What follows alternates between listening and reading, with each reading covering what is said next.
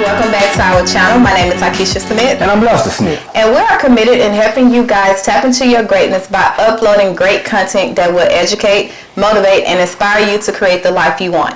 Now today's topic, we're going to go with part 2 of the pros and cons of becoming an entrepreneur. Now if you haven't watched part 1, we highly suggest it. We'll actually tag it below in the description, or we'll tag it at the end of this video. But please make sure you go and watch part 1 because you will not understand part 2. All right, pros and cons of becoming an entrepreneur. Okay, so let me just throw it out there.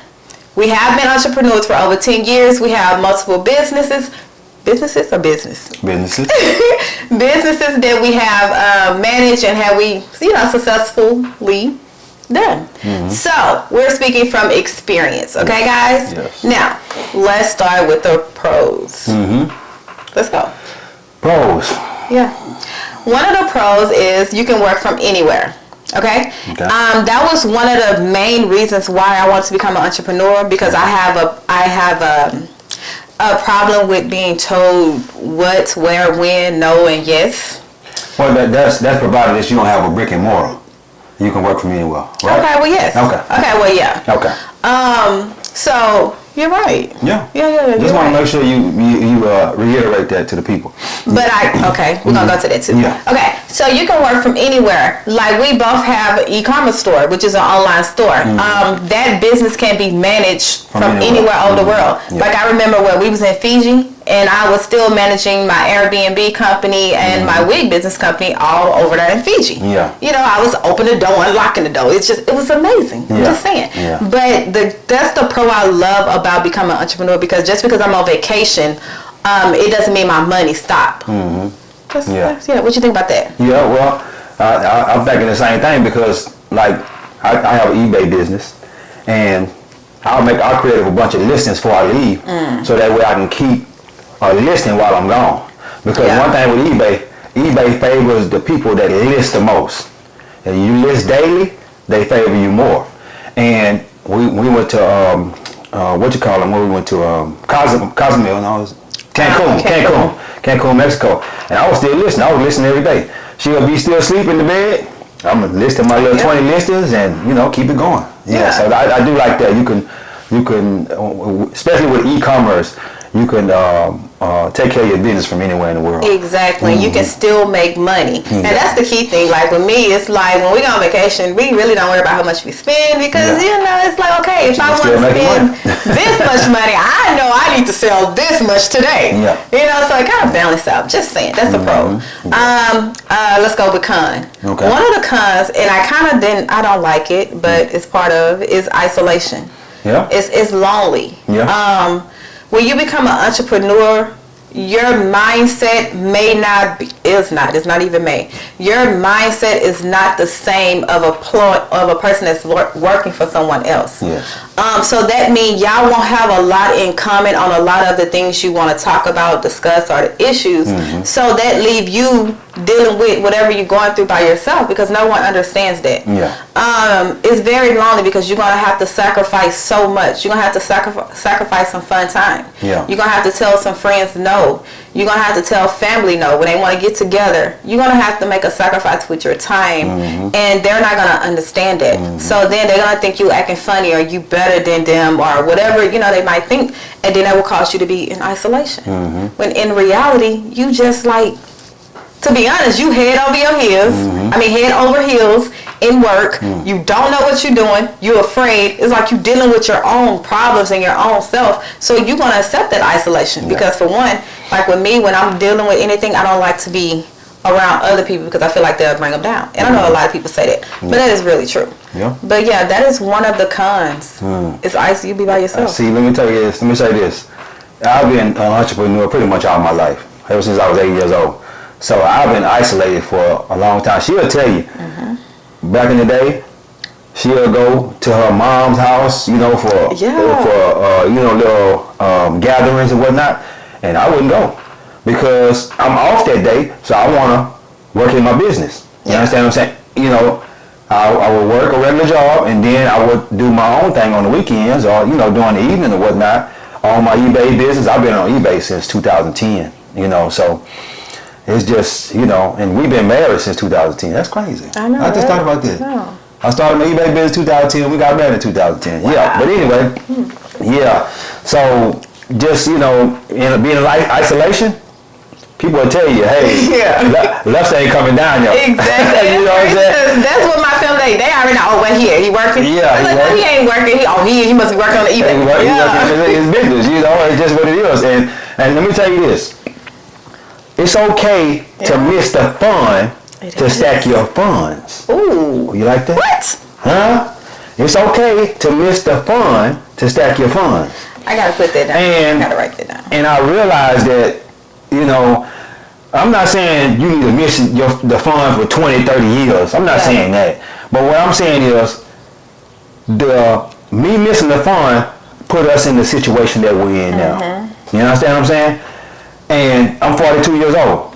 We good. We good, I'm not saying we could live the rest of our life without doing nothing. I'm not saying that. Yeah. But the sacrifices that I made put us in the situation that we are in. Exactly. Yeah. Yes. So you can look at it as a pro or con. You can just take your isolation, and that's like, hey, I need to put back into my business. Yeah. That's how you know if you really made for entrepreneurship. Because a lot of times, a lot of nights, you stay up.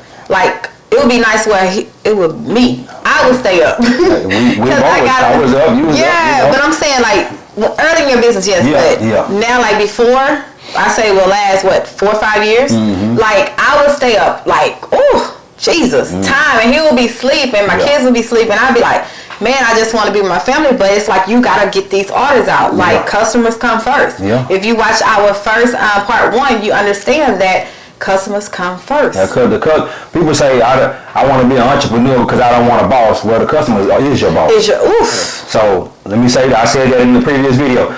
The customer is your boss. So don't be. And some of the customers are the worst as boss. They worse than the boss you would work for if you go to a regular job. Yeah. So you know what I'm saying. The customer is your boss. It is your boss because then you have to think about, they don't have to spend their money with you. Exactly. It's so many different business out here. They don't have to. They can choose not to spend their money with you if they feel unsatisfied, and then they can do a chargeback, and they even already have the product.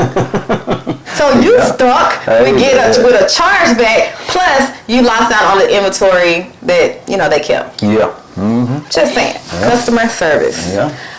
Let's go with a pro. You can make a positive impact. And what I mean by that is, like, you can create jobs. Like, you can solve some real live problems. You can actually find your purpose and find fulfillment in just by being an entrepreneur. Because then you can run your business the way you see fit. You can, you can line it up with your values, your morals, your beliefs, because it is you. No one else is telling you what you can and can't do. Only you. Yeah. So that was the one thing I love about it, because it's like, when I was a hairstylist, you have so many different type of hairstylists. With me, I was always took however I am. I wouldn't say, am I spiritual? I would say, spiritual. Well, like in my salon, because I want to be positive and uplifting, and because that's the atmosphere I can work in. When you walk into my salon, all you hear is either some gospel, some gospel music. You hear some gospel, or just salon talk. Yeah. But even with the salon talk, it's to a bare minimum. You're gonna respect my clients, and you're gonna respect the people that walk into that salon. So what that did was, the people that came to rent booths for me, they already knew, okay, is this for me, or if it's not for me? You know what I'm saying? And they already knew the kind of customer, the clientele that entered that salon. Most of the ones that entered the salon, like the clientele, they was what? I want to say 30 and up, all the way up to 60. So my clientele was a older clientele. That's who I catered to, and that's what my salon followed as. So you can kind of make your own rules and line it up to your morals and beliefs. You know what I'm saying? And by you doing that, you're making a positive impact on the world, or in your community, or wherever you are. It's a positive impact. You can get someone a job. Oh yeah. Like, and also too, like with this business, Addicted to Greatness, we're trying to be a positive impact on the world. And by us being a positive impact on the world, we're helping people. You understand what I'm saying? And as we help people, we help ourselves too, because we've already learned this information, but it's even things that we still don't know that we're learning on a daily basis. So that's positive for us, and then it's also positive for the people that want to learn it. Yes. Yeah. And even when we open up our coaching program and we're doing one-on-one coaching or group coaching, it's more like, you know what I'm saying, we're making an impact because what the information we're sharing is something we deeply believe and we actually have done ourselves and is doing. So we're speaking from experience. So by us just knowing that, we know that whoever take our coaching serious, whoever want to change, whoever want to live abundance and, you know, reshift their mindset, it's gonna happen. Like that is that. And then the only thing we can ask is you go out and do the same thing we taught you to someone else. Exactly. It's like it keep going. Trickle down effect. Each one teach one. Each one teach one. That's it. So that, and I feel like if you was working as an employee or under someone else, you gotta abide by their rules. Like you gotta. Well, you can. Just because you working with somebody else don't necessarily mean you don't have to be you don't have to be an employee, because I did that for many years. You're right. I mean, that's how we all start off. You can still be an entrepreneur also while you're working for somebody else. I mean, that's how most people start out, because they take us to our con, financial pressure. You gotta finance this dream, okay? You gotta find a way, and it's a con because most of the time, all the money that you are making from your 9 to 5 will go into your business. Well, not all the money. Well, I say most. Okay. Well, what I mean is whatever you have left over, all your bills and everything is paid. That's if you want to build your dream. Yes, exactly. Some people they like, well, I'm not gonna do that right now. I'm not gonna do. But if you want to build your dream, every little dime that you make above your bills and stuff, you know, you want to push that off into your business. And that's why I say it's actually a con, because it's financial pressure. It's like you're investing your own money on something that you don't even know is gonna work or if it's gonna it's something that you believe in.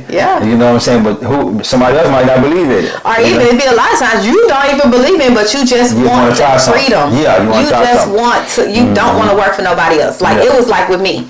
I didn't know what I wanted to do. All I knew was I don't want to work for nobody. Like I have a problem with authority sometimes. But you know, when something happens, something that murders or something, don't tell me no. You know what I'm saying? So that was my problem. But even when I started, I didn't know what I wanted to do. It was just me saying, okay, bam, let's try this.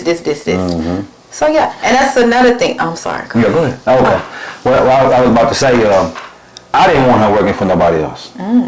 You understand what I'm saying? Because I feel as though as a man, me being out here working for somebody else, I'm seeing what's going on out here in this world.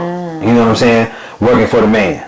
And I didn't want her to have to deal and be stressed out with what I was being stressed out and dealing with. You know what I'm saying? I didn't want that for her. I didn't want that for our family. And that was before I even know we wanted a family. That was just when it was just me and her. And I told her, I said, hey, babe, you know, start your own business. You know, and she did it. You know, so. And that's a thing. Almost off topic, but kind of on topic. It was someone had once said it was something on social media, but he was basically saying, I think it was called Kingdom Talk or whatever. But he was basically saying, how can you allow your woman or wife to go work to build another man's dream when she can help you build your dream at home. Basically. And see, that's the way I felt. That's the way I felt. I was like, well, I don't want her dealing with what I deal with, so I'm gonna let her go off and try to build her dream and see what she can do, and finance her dream. She'll tell you. I say, hey, babe, here go the money. Get out there and see what happens. And let me tell you something. You got to be supportive. You have to. Everything that she ever wanted to do, she can't tell you. She can't say I didn't support her. You know what I'm saying? I was always behind her. Even though I was still working, you know what I'm saying? I would say, hey, babe, here go the money. We had the money in the bank. Here go the money. Go try it. See what happens. And she come to me and she say, babe, I think I want to do this. And she was expecting me to say, nah.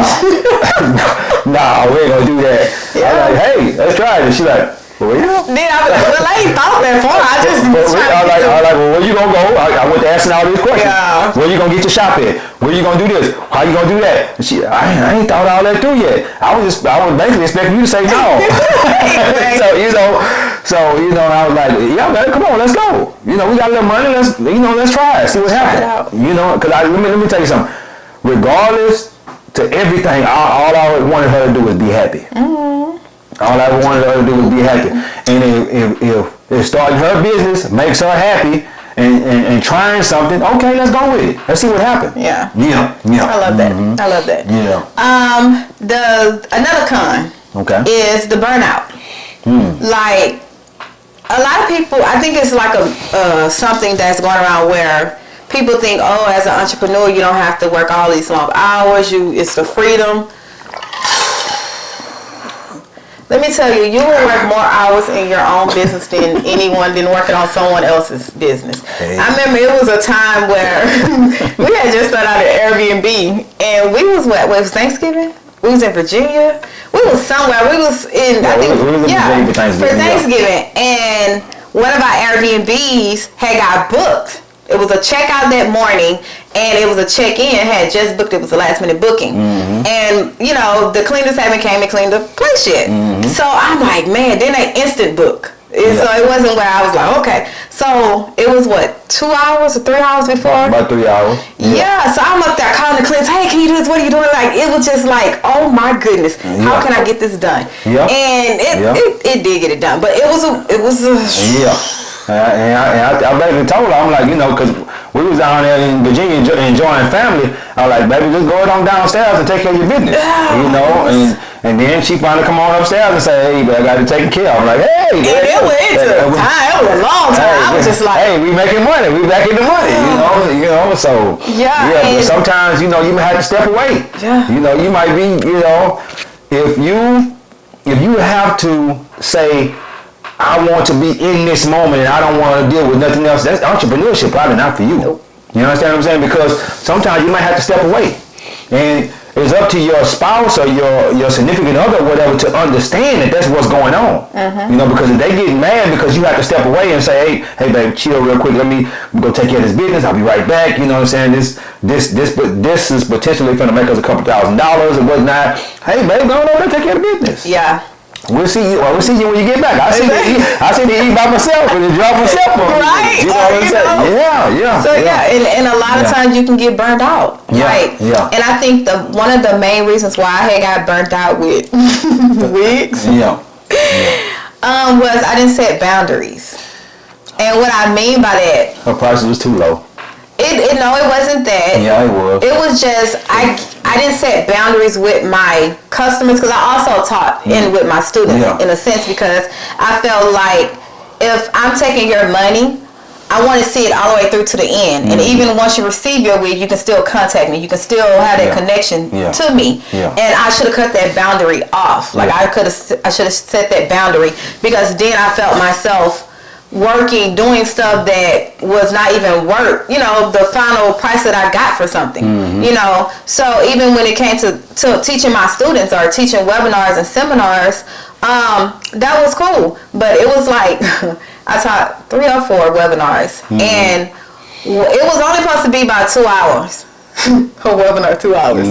Each webinar lasted, 4 to 6 hours? My longest one was 6 hours.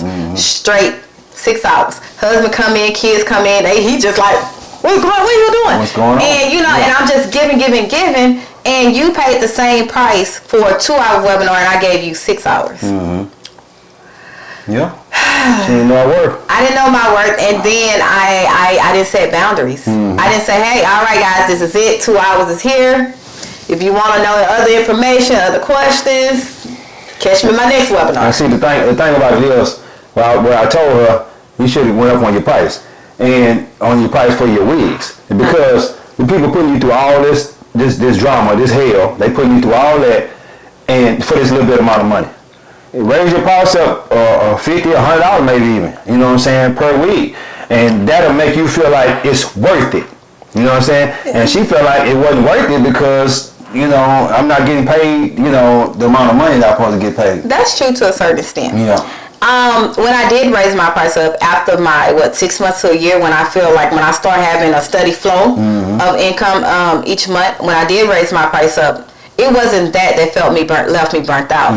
It was that my time that I spent was not like, I felt like my time is worth $1,000, you know, and I was just like, I wouldn't pay no $1,000 for no wig. You know what I'm saying? That just was me. Yeah. So what I started doing is I started transitioning into teaching, and with teaching, you paying for my time. So now I'm seeing my value. I'm giving. I'm doing that. But it left me burnt out because I would do.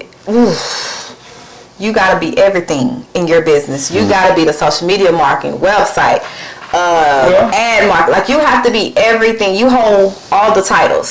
So with all of that, well, that's when you're the only person. But when if you hire somebody, then you can you can have somebody in charge of.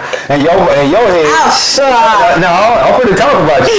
In your head, I ain't trying to pay nobody extra, because if I pay somebody extra, then I'm taking away from the money that I'm going to make. But you really cost yourself money by not paying the person. I understand that now. Trust me. Yeah, you costing yourself money. I understand that now.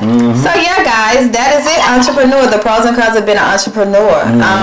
I would wish entrepreneurship on everyone, but then we have to face reality. Everybody is not meant. Yeah. And don't look at it as a bad thing if you don't want to be an entrepreneur. Trust me, it's not for the weak. It's not. Yeah, you gotta be strong to be an entrepreneur. You have to be strong. You have to be willing to continue to grow and learn from your setbacks, and you have to be willing to give up a lot of things, be lonely. It is a lot. Yeah. But if you can do all of that, the reward is amazing.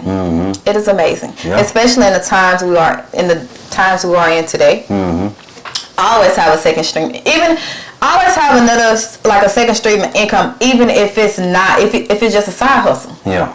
Like, even if you're just getting cash, you're not trying to make it a business where you go get an LLC and website and all of that. Yeah. Just turn something that you love doing, a hobby, and sell it. Okay? I'm gonna leave you with a gem. I worked a regular job for a long time.